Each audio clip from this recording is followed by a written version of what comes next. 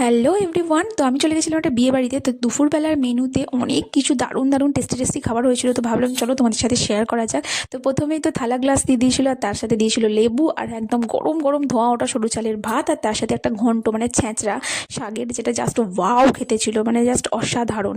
আর তারপর দিয়ে দিয়েছিল শীতকালের যেটা ভেজ ডাল, আর তার সাথে দিয়েছিল আলুর চিপস। বাট আমি অ্যাজ ইউজুয়াল বাদাম খাই না, তাই সেগুলোকে সরিয়ে ফেলে দিলাম।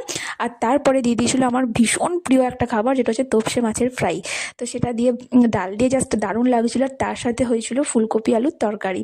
তো সেটাও খুব সুন্দর লাগছিল। তবে ভাত আমি আর রিপিট করিনি, ঠিক কথাই, কিন্তু আমি তোপসে মাছের ফ্রাই, ফুলকপি আলুর তরকারি আর ডাল কিন্তু আমি মিস করিনি, সেটাকে আমি আবার রিপিট করেছিলাম, কারণ তোপসে ফ্রাইটা গরম গরম জাস্ট অসাধারণ খেতে লাগছিল। আর তারপর বিয়েবাড়ির অ্যাজ ইউজুয়াল কাতলা মাছের কালিয়া, চাটনি, পাঁপড় আর রসগোল্লা তো থাকবেই। তো তোমাদের এই ভিডিওটা কেমন লাগলো প্লিজ আমাকে কমেন্ট করে জানিও। যদি ভালো লাগে তাহলে একটা সাবস্ক্রাইব করে দিও, একটা লাইক করে দিও। বাই।